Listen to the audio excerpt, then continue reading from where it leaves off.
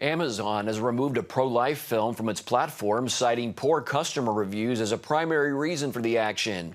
The only problem with this claim is the movie had mostly 5-star reviews. FaithWire.com's Dan Andros joins us now with the story. Welcome, Dan. Hey, Mark. First of all, tell us about this movie.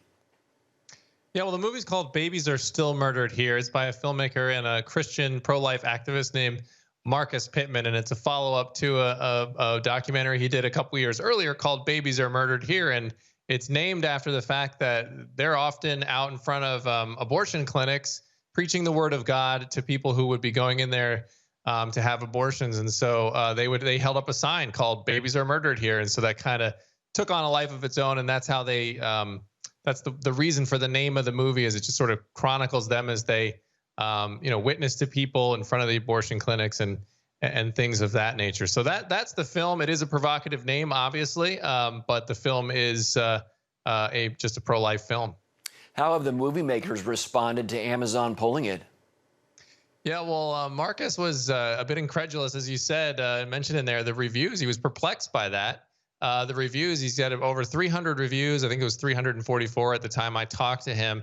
And he said 90% of them were 5-star reviews. And so that was a bit perplexing, because the automated response that was given to him from Amazon Video was that it was the reviews that were what caused it to be pulled. And so that was really a head scratcher for him. He said, well, the reviews are good. Why are you pulling a movie if the reviews are good? So he was mostly just perplexed by it.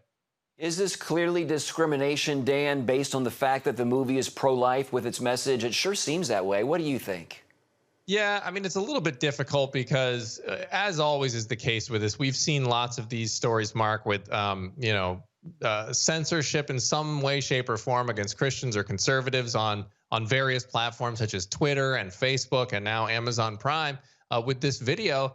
And it's tough because they don't really ever give specifics. They just talk about community standards, and there's very vague language about different kinds of speech and things that aren't allowed. So it's always hard to pin down exactly what it is that caused something like this, because they don't really let you see under the hood at all. And it just always seems to be, the pattern usually seems to be that, conservatives and Christians are the ones that happen to get the brunt of that censorship for whatever reason. And so it's hard to say that it's, definitively, yes, that's what it is. But on the other hand, we've seen the pattern over time, and so it's hard to say it's not what it is. Yeah, hard to pinpoint it exactly. Well, has Amazon responded? Can viewers have an influence over the media powerhouse? Quickly, we're almost out of time.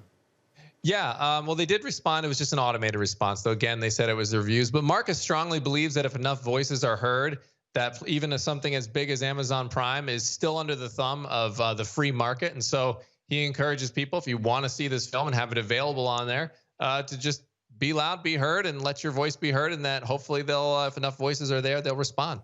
All right, Dan Andros with FaithWire.com. Thanks for keeping us in the loop with the culture.